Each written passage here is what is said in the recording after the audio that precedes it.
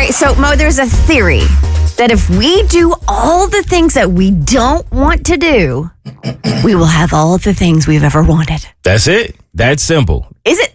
It's simple, but it's not.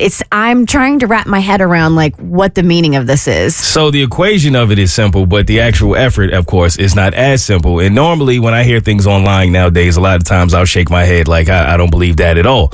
But this is from Mel Robbins, who I believe to be pretty credible. And most of the things that she says, I resonate with. And so I was curious as to what you guys would think, because I saw in the comments a lot of people debating if they actually believe her theory. But she is speaking to this theory, and I got this from Simmons.realestate_ on Twitter.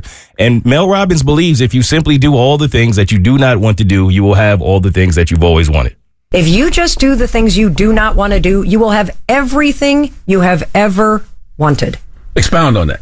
Well, I mean, think about it. Like, if you want to make $1 million, here's my recommendation. Go to ChatGTP and type in, how do I make $1 million in the next 2 years? Give me a day-by-day plan that I can execute in 15 minutes. And it will probably teach you step-by-step how to launch a business online and get into affiliate marketing. And if you actually do those things, you will have $1 million in the bank.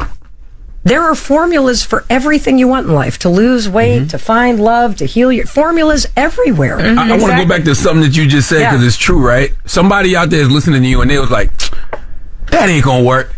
And that's exactly why you're not going to get it. Correct. Of course. That's exactly why you're not going to get it. Now, with most things, right, because she said there's a formula to anything that you want. And typically, people just do not want to take the actual steps of the formula to get it.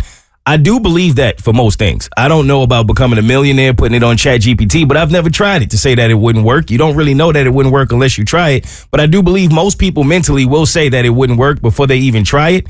But she said love. That was the one part that was curious to me, because I'm like, can love really be that easy to find to where it's just a formula and you just, you follow the steps and you find it? Because I feel like more people would be in love if that were the case. Yeah, no, love is a math equation I've been trying to solve for 10 years. That ain't something you can just rush. Now, I think anything in business, or if you want to change your life in a certain way where there are legitimate steps that you can take, sure, you can predict that there's going to be an outcome, but love is one of those things that, like, it's this great mystery. Like, if you could bottle it up and sell it, you could be a millionaire. But if no one's figured it out, because it's not possible.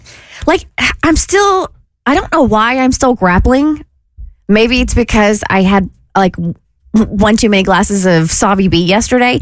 Like, I'm still grappling with the concept of doing the things you don't want to do in order to get what you want. Like, I understand, like, her Chat GPT, and you're incredulous to that it could work, and so if you have to believe blah blah blah. I get all that, but I'm still perplexed by the idea of doing things you don't want to get what you do. The way I read it was like, she used the example of whether it's a fitness goal or it's a business goal.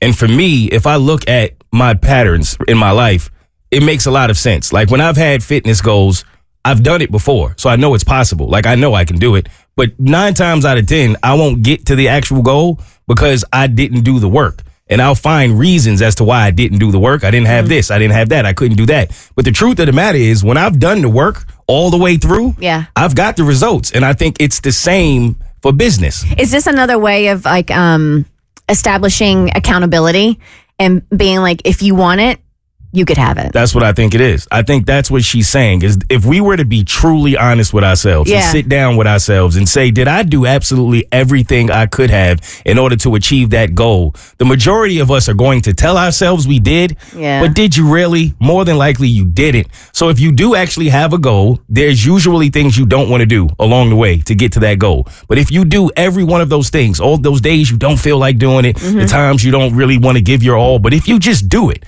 I think she has a point. No, that makes more sense. The way we're talking about it now, I can get on board with, because I think we convince ourselves that we're, going above and beyond, and we're doing everything we can.